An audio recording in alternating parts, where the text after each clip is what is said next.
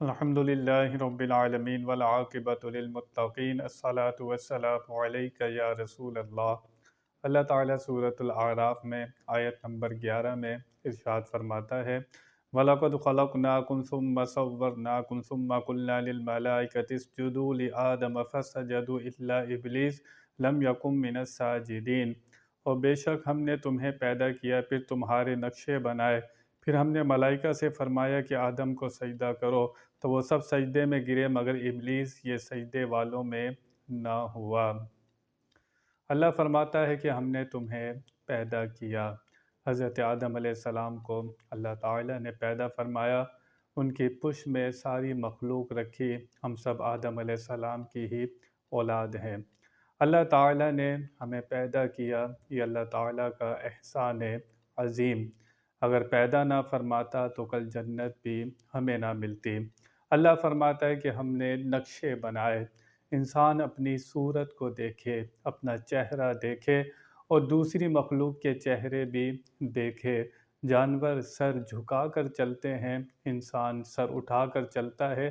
اللہ تعالیٰ نے انسان کے نقش و نگار کتنے پیارے بنائے ہیں، اس لیے اس کو اشرف المخلوقات بنایا۔ دنیا میں اسے اپنا نائب بنایا، فرشتوں کو حکم دیا کہ اسے سجدہ کرو۔ اللہ تعالیٰ نے اس کو اتنا شرف بخشا، اتنا درجہ، اتنا مرتبہ دیا، انسان اپنی قدر نہیں کرتا۔ دنیا میں کوئی بادشاہ کسی کو اپنا نائب بنائے تو وہ شخص کتنا خوش ہوتا ہے کہ بادشاہ نے مجھے اپنا نائب بنایا ہے۔ دنیا میں کسی مخلوق کو اللہ تعالیٰ نے اپنا نائب، اپنا خلیفہ نہیں بنایا۔ انسان کو اپنا خلیفہ بنایا، اپنا نائب بنایا، لیکن یہ اپنے درجے مرتبے کو پہچانتا نہیں ہے۔ کس مقصد کے لیے دنیا میں آیا تھا، یہ غافل ہو گیا۔ یہ مکان بنانا، یہ شادیاں کرنا، دنیا کے کاروبار کرنا، اس مقصد کے لیے انسان دنیا میں نہیں آیا تھا۔ زندگی کی بقا کے لیے یہ سب چیزیں بھی ضروری ہیں، لیکن انسان کا مقصد، اللہ فرماتا ہے کہ ہم نے جن اور انسان کو پیدا فرمایا اپنی عبادت کے لیے۔ انسان اس کو بھول گیا اور اس سے غافل ہو گیا کہ میرا مقصد کیا ہے۔ تو انسان کو اپنا مقصد پہچاننا ہے۔ انسان دنیا کی رنگینیوں میں گم ہو کر، دنیا کے مزے میں گم ہو کر آخرت کو بھول جاتا ہے، اپنے رب سے غافل ہو جاتا ہے۔ اللہ فرماتا ہے قَالَ مَا مَنَعَكَ أَلَّا تَسْجُدَ إِذْ أَمَرْتُكَ قَالَ أَنَا خَيْرٌ مِّنْهُ خَلَقْتَنِي مِن نَّارٍ وَخَلَقْتَهُ مِن طِينٍ۔ فرمایا کس چیز نے تجھے روکا کہ تو نے سجدہ نہ کیا جب میں نے تجھے حکم دیا؟ بولا میں اس سے بہتر ہوں، تو نے مجھے آگ سے بنایا اور اسے مٹی سے بنایا۔ سب فرشتوں نے سجدہ کیا لیکن شیطان نے سجدہ نہیں کیا، یہ آگ سے بنا تھا۔ اس نے آگے سے دلیل پیش کی کہ اللہ تعالیٰ سے کہ تو نے مجھے آگ سے بنایا اور اسے مٹی سے بنایا۔ آگ اوپر جاتی ہے اور مٹی پست ہوتی ہے۔ یہ اللہ کے مقابلے میں اس نے قیاس کیا جو اس کے لیے بربادی کا سبب بنا۔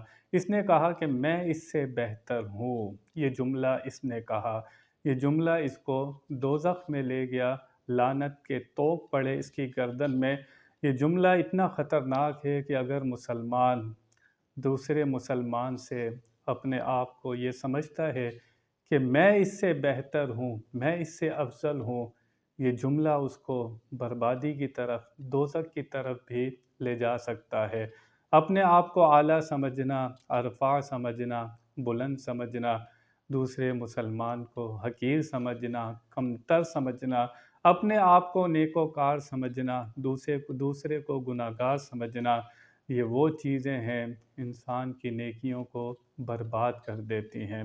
انسان کو چاہیے کہ اپنے آپ کو گناہگار سمجھے، دوسرے کو اپنے سے نیک سمجھے، کیونکہ کل جنت ملے گی کہ اگر انسان اپنی نیکیوں پر اکڑتا ہے، نیکیوں پر غرور کرتا ہے تو یہ اس کے کام آنے والا نہیں ہے۔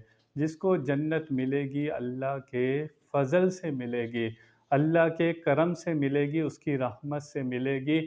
انسان اگر اپنی نیکیوں پر گھمنڈ کرتا ہے تو اس کے لیے پھر بربادی ہی بربادی ہے۔ شیطان نے کہا تھا میں اس سے بہتر ہوں۔ انسان کو چاہیے کہ یہ جملہ اپنی زندگی سے نکال دے کہ میں اس سے بہتر ہوں۔ جو شخص اس طریقے پر رہے گا، ان جملوں پر رہے گا کہ میں اس سے بہتر ہوں، وہ شیطان کے طریقے پر ہوگا۔ یہ لفظ شیطان نے کہے تھے جو اللہ والے ہوتے ہیں۔ شیطان نے کہا کہ میں اس سے بہتر ہوں۔ حضرت آدم علیہ السلام نے کہا کہ میں نے اپنی جان پر ظلم کیا۔ حضرت آدم علیہ السلام نے عاجزی کو اپنایا، شیطان اکڑا، تکبر کیا، غرور کیا، تو پھر اس کے ساتھ اللہ تعالیٰ نے کیا معاملہ فرمایا؟ اس سے ہمیں پتہ چلا کہ ہمیں زندگی عاجزی انکساری تواضع کے ساتھ گزارنی چاہیے۔ اللہ تعالیٰ ہمیں اس کی توفیق عطا فرمائے۔ وآخر دعوانا ان الحمد للہ رب العالمین۔